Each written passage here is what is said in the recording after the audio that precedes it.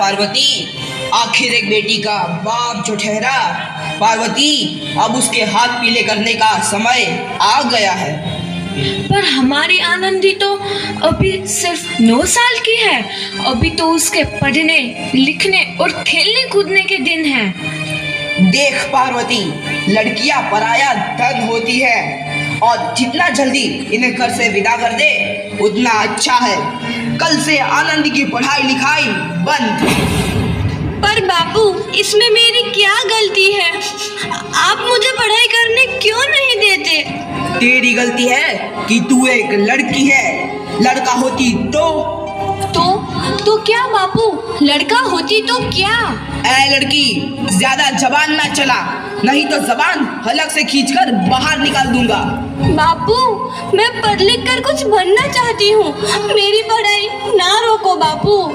आनंदी, तुझे पढ़ना है तो पढ़, लेकिन सारी उम्र बाप की छाती पर यूं बोझ बनकर ना बैठ। पर बापू, अभी तो मेरी उम्र पढ़ाई लिखाई की है। मुझे पढ़ लिख कर डॉक्टर बनना है। पढ़ाई पढ़ाई पढ़ाई, आज तो तेरी इन किताबों का काम तमाम करके ही छोड़ूंगा। ये ले।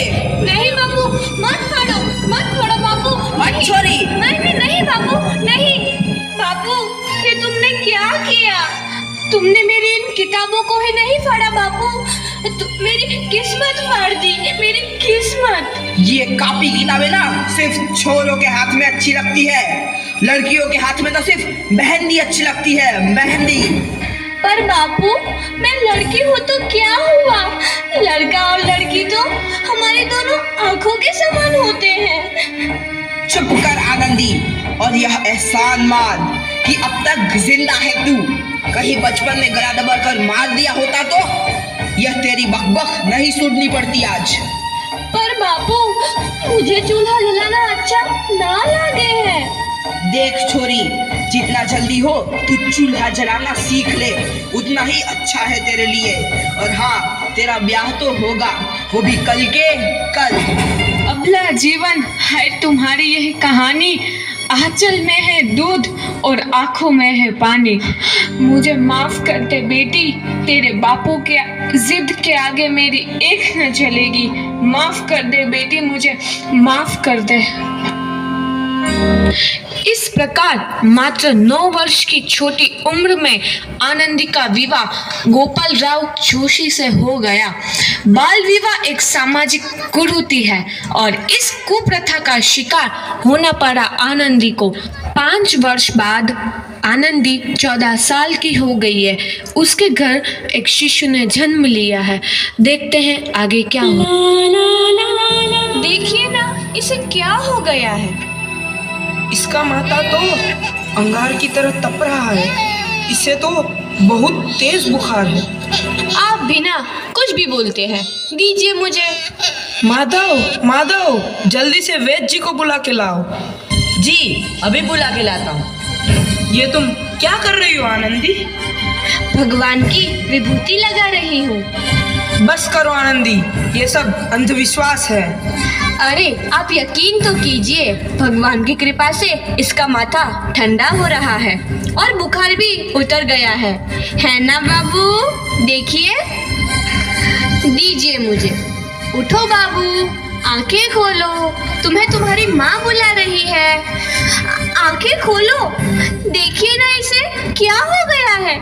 आंखें भी नहीं खोल रहा। आंखें खोलो बेटा। आप चुप क्यों है?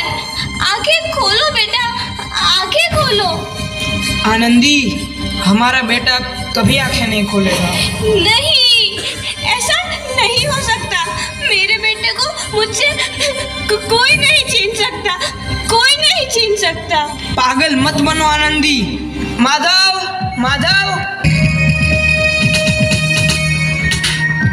आनंदी, बंद करो ये पागलपन। भगवान ने मेरा बच्चा छीन लिया। भगवान ने नहीं, तुम्हारी अशिक्षा और अंधविश्वास ने तुम्हारा बच्चा छीना है। अगर तुम पढ़ी लिखी होती तो आज हमारा शिशु जीवित होता। तुम अनपढ़ थे आनंदी, अनपढ़। नहीं, अब मैं अनपढ़ नहीं रहूंगी मैं अनपढ़। मैं पढ़ूंगी ताकि कल किसी और आनंदी को इलाज के अभाव में अपना बच्चा ना खोना पड़े। शाबाश आनंदी, और यही तुम्हारे अपराध के लिए प्रायश्चित भी है।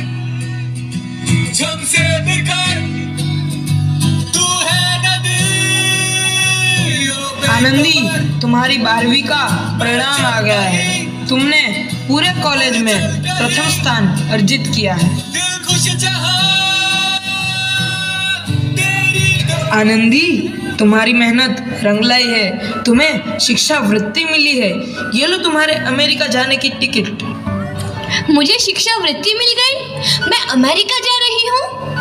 पर ये सब मैं अकेले कैसे कर पाऊंगी? आनंदी, अपने आप को इतना कमजोर क्यों समझ रही हो? फिर इतना पढ़ने लिखने का क्या फायदा? तुम अभी गवार की गवार नहीं हूँ मैं अब गवार।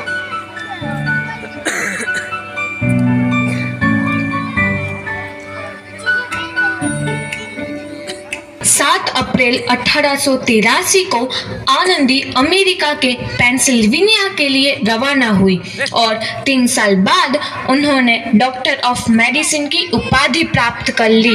इधर आनंदी के पिता की तबीयत बहुत खराब है। आगे क्या होता है देखते हैं।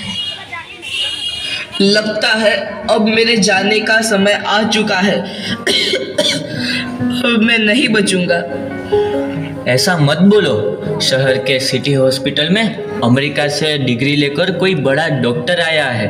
एक बार वहाँ चलकर दिखा लेते हैं। हाँ, सही बोला भैया। कम से कम दिल को तसल्ली तो मिल जाएगी। हाँ, चलो चलो जल्दी हॉस्पिटल चलते हैं।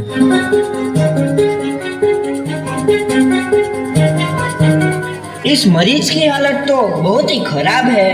कोई चमत्कार ही इसे बचा सकता है। ऐसा मत बोलो भाई। डॉक्टर साहब कब तक आ जाएंगे? लो आ गए डॉक्टर मैडम। डॉक्टर मैडम जल्दी देखिए, मरीज की हालत बहुत ही खराब है।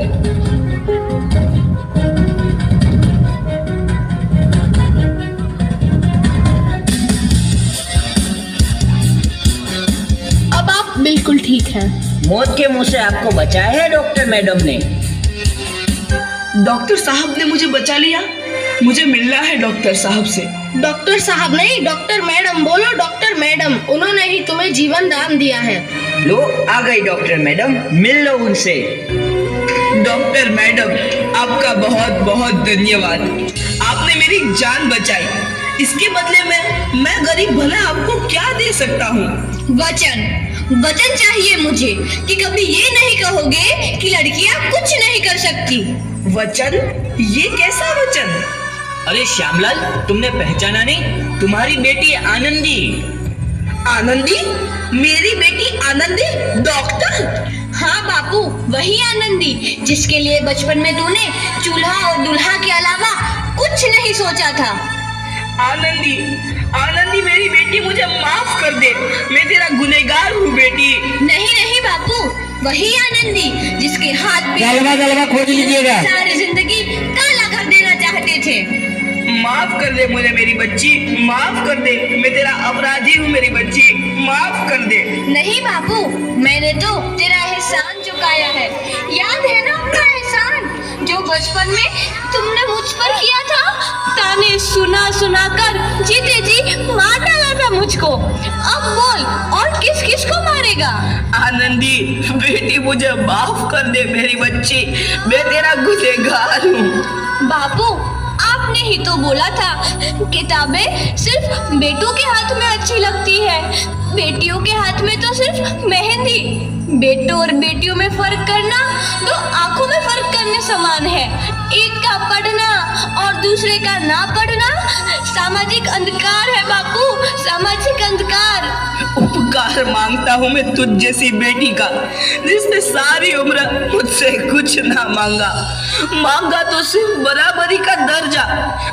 वरना सच तो यह है कि मैं तेरी माफी के लायक भी ना हूँ। मुझ जैसा बाप तेरी बराबरी कर सके उसके मैं लायक भी ना हूँ मेरी बेटी, लायक भी ना हूँ। अपने बापू को क्या माफ नहीं करोगी आनंदी? माफ कर दो आनंदी, माफ कर दो। सुबह का भूला यदि शाम को घर लौट आए तो उसे भूला नहीं कहते। बापू। तो इस प्रकार आनंदीबाई जोशी ने अपनी मेहनत और अटूट इरादे से न केवल भारत की पहली महिला डॉक्टर बनी, बल्कि आगे चल के उन लड़कियों के लिए सुनहरा रास्ता दिखा गई जो जीवन में कुछ करना चाहती थी।